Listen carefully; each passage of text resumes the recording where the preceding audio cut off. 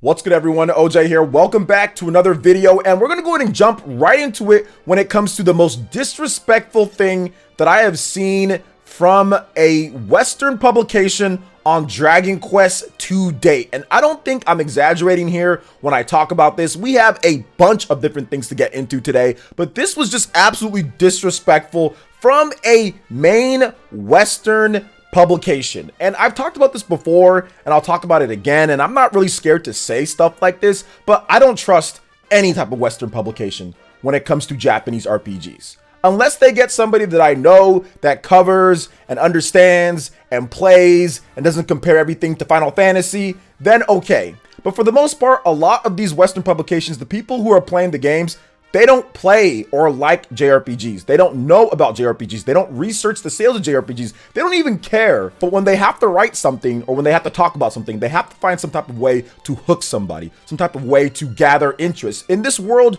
of YouTube and content creation and Twitch and all sorts of stuff, it's tough to get more and more clicks to your site. And I understand that. But when you blatantly lie to your audience about another game because you're trying to make a point about something for your article, that's when I have to step in as a big website that has a big influence and people watching to gullible people who don't understand or can't research their own thing. But this was absolutely disrespectful that I saw to Dragon Quest here. So let's go ahead and start off here. There is a Video Games Chronicle article that I recently saw on the interwebs out there that caused a little bit of a stir on Twitter. I think I completely ratioed them at one point. I'm almost positive that I did. And we're going to go ahead and get into that. Yeah, I think I definitely ratioed them on the Twitterverse. So interesting there because, yeah, they only had 655 likes on their post. And I had over 1.1 thousand likes on my post. So, yeah, very interesting. But anyway, what they wrote on Twitter first was 2022 preview. Forspoken is Square Enix's chance to show it can succeed outside of Final Fantasy's shadow. So that right there already seems to be a red flag. That is a complete red flag in that Twitter post. Now, what these Twitter posts usually do is they write a little bit spicier title on the Twitter post than the actual article. So we see this from traditional websites, that they'll write something that's a little bit spicier to kind of get you in, and then their title might be a little bit more tame because once you click on that title, it says 2022 preview. Forspoken is a PS5 showpiece from Final Fantasy's creators. So a little bit different connotation there, right? That is the actual title, but then the subtitle says the action adventure game is Square's latest chance to succeed outside of Final Fantasy's shadow. Now, if they're talking specifically about the shadow of the developers, so the developers who make the game, right? Because it's from the creators of Final Fantasy. So yeah, they're trying to create something outside of Final Fantasy that can be big. Okay, no problem there. I wouldn't have any issue at all. But it's this part that we're going to talk about here, the blatant lying when it comes to what is actually facts with Square Enix and their games is what I don't like. And this is nothing but just terrible journalism. So I want to get into this topic right here because honestly, this whole thing almost completely nullifies the whole article here. And I hate to do stuff like that, but it's just the truth. So here's what Jordan Midler writes from Video Games Chronicle. The issue arises when you look at its output outside of Final Fantasy. The Quiet Man, Left Alive, Balan Wonderworld.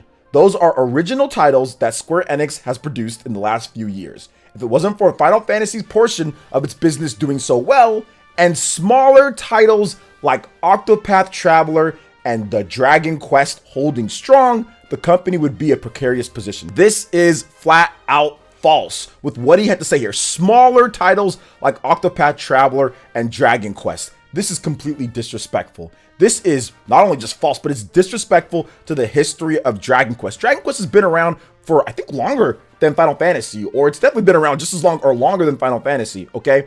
And the last Dragon Quest game sold 6.5 million copies plus. There is nothing smaller about Dragon Quest. Nothing Dragon Quest does is smaller. When you sell 6.5 million copies of a game, by the way, that is actually more than Final Fantasy VII Remake. So how exactly is Dragon Quest in the shadows of Final Fantasy when it's actually selling better and reviewing better than many of the Final Fantasy games base Final Fantasy console games, all of you weird PC endwalker and people that want to sit there and quote tweet me and talk about that. We're not talking about expansions to the game Final Fantasy 14 that launched in a absolutely terrible state, by the way. It definitely wasn't a good reviewing game when it first launched, but the base game, when it comes down to it, Dragon Quest XI has been doing better than many of the other Final Fantasy games over the past decade. Reviewed better and actually sold just as well, if not more, than some of those Final Fantasy games. And especially with the most recent here with Dragon Quest XI-S and also Final Fantasy VII Remake. So I don't understand what he's talking about here. How is it smaller? Dragon Quest is actually so big in Japan, you got to release it on the weekend. Because if you release it during the weekdays, nobody's going to come to class. People just aren't going to show up to work. I mean, it's absolutely insane. And if you want to go on the business side of things, so let's just look at it from a business perspective. Okay, well, what's bigger? Obviously, Final Fantasy makes a ton of money, merch and stuff all that wise, but Dragon Quest is huge when it comes to merch. It's huge when it comes to t-shirts. It's huge when it comes to events. It's huge when it comes to food, everything. Dragon Quest is massive in Japan. And what you just did, because you don't know sales, because you don't know what you're talking about, you compared it to Octopath Traveler. You said smaller titles like Octopath Traveler and Dragon Quest. Octopath Traveler is a brand new IP that has nowhere near the cachet, nowhere near the development size, nowhere near the team, nowhere near anything of Dragon Quest. To put those two in the same sentence so that you completely do not understand or know the sales numbers, it sold a fraction of what Dragon Quest has done. And it's not been around anywhere near as long. Dragon Quest has a long storied history, like I said, with great developers, with Yuji Naka and Akira Toriyama, with the drawings and everything. The fact that you compare it to Octopath, a brand new IP from 2018, to this long storied franchise that just crossed 6.5 million units plus, and those are old numbers, that is a big sales gap and difference. Yes, Dragon Quest is out of the shadow of Final Fantasy, and heck, the reason why Square Enix even acquired Enix that made Dragon Quest in the first place, because they were scared of how big Dragon Quest was getting or was at the time, and just said, you know what, let's just buy them out so we don't have to compete against them. So I don't understand all of this right here. And on top of that, he's leaving out so many games. So when you start looking at it, especially if you compare everything that Square Enix has, heck, Tomb Raider and stuff, but I guess they're talking about Japanese made games, you can even use that. You have Dragon Quest that's doing extremely well, you have Kingdom Hearts that's done extremely well, and you also have Nier Automata that's sold extremely well. Games that are multi-million sellers that sell right up there. So I don't understand how all of these games are in Final Fantasy's shadow when these games are selling really well and right up to what Final Fantasy VII Remake is sold. The only exception would be Final Fantasy 14, which is being sold over a long period of time. PC expansion, I get it, PlayStation 5, PlayStation 3, I guess at one point, PlayStation 4, like I understand that, but that's a very different thing. They even classify it as something different. For some reason, they pull out The Quiet Man, Left Behind, and Balan Wonderworld to attempt to make their point. So they're also using Western games, but they don't use like the other Square Enix Western titles. So for example, like Tomb Raider, that has been very well. Okay, so I don't understand this at all. This just seems to me like a disrespectful thing to Dragon Quest, disrespectful to Nier, disrespectful to Kingdom Hearts, and a lack of actually knowing what the sales numbers are and what is popular, because there is no reason why at all. And I was laughing about this on my stream, but there was no reason why Octopath Traveler and Dragon Quest should be mentioned in the same breath. And Dragon Quest definitely isn't a smaller title. Before you write these big articles trying to hype up something or trying to get people to listen, at least understand or know your sales numbers or realize what you're talking about, because this is misinforming people on a very large scale, in my opinion. When you put Octopath Traveler to a game like Dragon Quest that has broke 6.5 million and makes Square Enix a ton of money and commercially is very successful when it comes to everything and all things considered, it's already out of the shadow of Final Fantasy, and so is Nier Automata. So is the Nier franchise at this point. So is Kingdom Hearts at this point. So don't understand this at all. Very disrespectful to Square Enix when it comes to some of the other things that they do and the games that do well. And once again, shows that a lot of Western press don't know what they're talking about when it comes to Japanese RPGs or when it comes to Japanese games, because this right here proves it. So what are your thoughts on this, guys? Let me know in the comment section below. All right, and moving on to the next topic here, guys. It looks like we have some Team Asano goodness coming in 2022, because apparently there's going to be new games from Team Asano. So you guys know Bravely Default, Triangle Strategy, Octopath Traveler, the team that develops all those. There's more announcements. That's in addition to what we're getting with Triangle Strategy this March. So Mr. Asano on the official Bravely Default Twitter account had this to say on the matter. Happy New Year. I'm starting work today. In addition to Triangle Strategy, we are planning to announce and release multiple titles this year. Please pay attention. And thank you for your many letters regarding the year-end and New Year's holidays. The whole team will continue to do their best. Asano. And there's this cool drawing of Bravely Default characters and everything. So that's awesome to see. I cannot wait to see what they announce. But what is it going to be? Multiple titles. So something tells me if there's multiple titles being announced, it's not all going to be for home consoles or for the Nintendo Switch, the hybrid and all that. It seems to me like there's going to be some like mobile stuff going on there, because we did get an Octopath Traveler mobile game. So I do feel that since we did get that Octopath Traveler mobile game just not too long ago, I feel that Octopath Traveler 2 could be announced here. This could be the reveal of Octopath Traveler 2, in addition to maybe even a mobile game of some sorts from Bravely Default 2 or off the Bravely series or something else like that, because they've done that before with these Team Asano games. Maybe there's a mobile game of Triangle Strategy later down the line, but I think that it might be a combo. It could be a mobile game, and it's also going to be Octopath Traveler 2. That's the only thing that I can think of, because Triangle Strategy obviously comes out this year, so there's not going to be an announcement this year of another Triangle Strategy normal game, at least.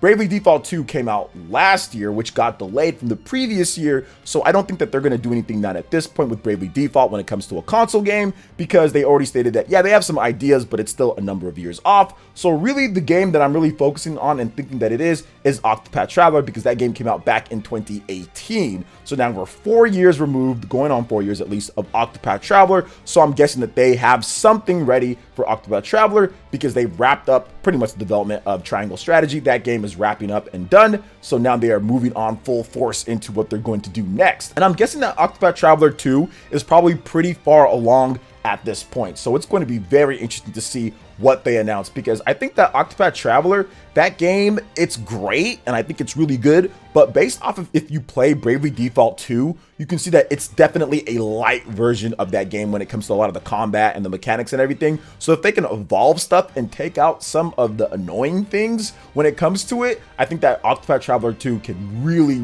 do well. So I'm looking forward to seeing what they announce here. So what are your thoughts when it comes to Team Asano? What do you think the next game announcement is going to be? Apparently they've got multiple ones to talk about this year. Multiple titles. We're planning to announce and release multiple titles this year. So that could be Octopath Traveler 2 this year. That could be a new mobile game as well this year. That could be anything. Maybe a brand new IP is in the works as well. There could be a lot of stuff, because Triangle Strategy is a brand new IP. Obviously, Octopath Traveler at the time was a brand new IP when that was released. So they released 2 new IPs in the Switch era. So maybe there's another new IP that they have in the works for us. So we'll have to wait on that. But what are your thoughts? Let me know in the comment section below. All right, and moving on to the next topic here. We've got some Babylon's Fall action for you guys. I haven't been covering this game as much because it just seemed like a really weird game, and I didn't really know where to start or where to stop or what was going on after the initial beta testing and when they revealed the game, and it just seemed like it was a disaster, but it's looking better. They've got some new trailers that's came out, and I think that the game could end up being a good game down the line. Now they're trying to do with Square Enix here. They're trying to do like this whole, you know, games as a service type of thing and online multiplayer. And I completely get that, but I'm not sold just yet. But we'll see once the game comes out and how the reviews kind of stack up and everything. I know I'm going to play the game at some point. I'm definitely going to play it. But the news here today is that the game has went gold. So it's pretty much finished. They're shipping it off so they can get the discs printed, so then they can get them out, and everything should be fine once the game launches. At least I hope so at this point. So publisher Square Enix and developer Platinum Games announced Babylon's Fall has gone gold ahead of its March release. This means the principal development for the game is complete, and what's left is fix bugs that might be discovered. Now here's an overview of the game. Experience acclaimed developer Platinum Games signature combat in Babylon's Fall with up to 3 other players, or take on the Tower of Babel alone in this new cooperative action RPG.